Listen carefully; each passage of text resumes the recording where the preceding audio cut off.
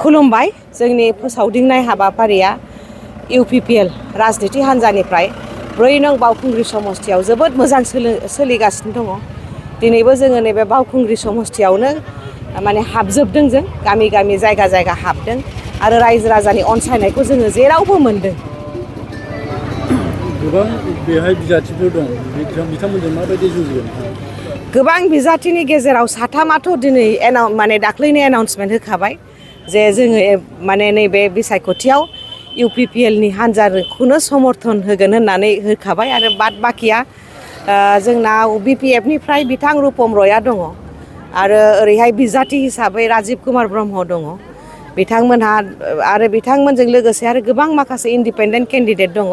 गाव गावबागाव गेलेगोन रायजो राजाया बिसार खालामगोन। जोङो केम्पेइन खालामदों, जों गामि गामि हाबनो नाजादों, रायजोफोरखौ जों बुजायनो नाजादों जे जोंनिफ्राय UPPL निफ्राय जुदि MLA खौ माने MLA खौ जुदि MLA सिटखौ जुदि भट होनानै देरहासाद खालामोबा जों मा मावनो आखायाव लादों बेखौ जोङो बेखौ जोङो रायजो राजाजों जोङो आल'सना खालामलायदों आरो बिथांमोननि मदखौबो जोङो लादों आरो बिथांमोना जोंनि माखासे प्रतिश्रुति होनायखौ जोबोद मोजां मोनदों आरो फैगौ समावहाय जोङो माने UPPL बिजाथिनोनो भट होगोन होननानै बिथांमोना गावसिनि मन्तब्यखौ होनाय जादों आरो। बेयाव राजिब कुमार ब्रह्मजों गोबां दोहौखौ जों नुनो मोननाय जादों। नोंथाङा गुबुन हारि माहारिनि रेसपन्सखौ माबायदि मोनदों? दोहौआहाय बे बिराद जायगा जायगा एफाबां फ्लेक्स लागायनानै पस्टार लागायनानैथ' दोहौ जाया। बाहाय मोनसे अर्गेनाइजेसनेल स्ट्राक्चार जायो, फांसनेल स्ट्राक्चार थायो। बिथाङा सासे माने उदां बिजाथिसो, बिथाङा माने अर्गेनाइजेसनेल स्ट्राक्चारानो गैया। थ' बेनो आरोखि बिथाङा जेबो आंथ' दोहौ नुनाय मोनाखै।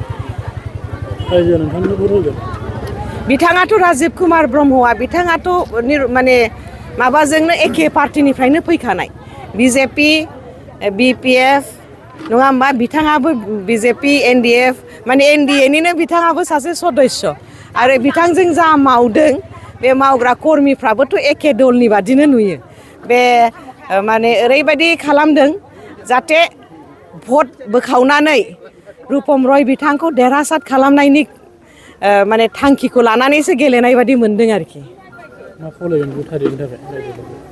रायजो राजाखौ आं बेखौनो खावलायनो सानदों, जोंनि मानगोनां 4 नं बावखुंग्रि समस्तिनि रायजो राजा बिथांमोनखौ बेखौनो खावलायनो सानदों जोंनि जौगासारनायनि थाखाय जोंनि 6 शिड्युल कनस्टिटिउसननि माने रैखाथिनि थाखाय आरो जोंनि नैबे सान्ति परिबेसनि थाखाय, गोजोन परिबेसनि थाखाय आरो जाहाथे जोंनि BTR सुक्तिया जाफुंसारो, जाहाथे जोङो नैबे 125th एमेन्डमेन्ट बिलखौ जोङो सोदांहैनो हायो, बेखौ लानानै जोङो खामानि मावगोन आरो बेनि थाखायनो जोंनो रायजो राजानि मददखौ नांगौ, सुबिदाखौ माने रायजो राजानि सहायखौ जोंनो नांगौ आरो बेखौनो गुरैयै खावलायगोन जाहाथे नैबे फैगौ बिसायख'थियाव बयबो जाहाथे लैहोर फैनानै ट्रेक्टर सिम्बल बा UPPL नोनो भटखौ होथों होननानै गोजोन्थों।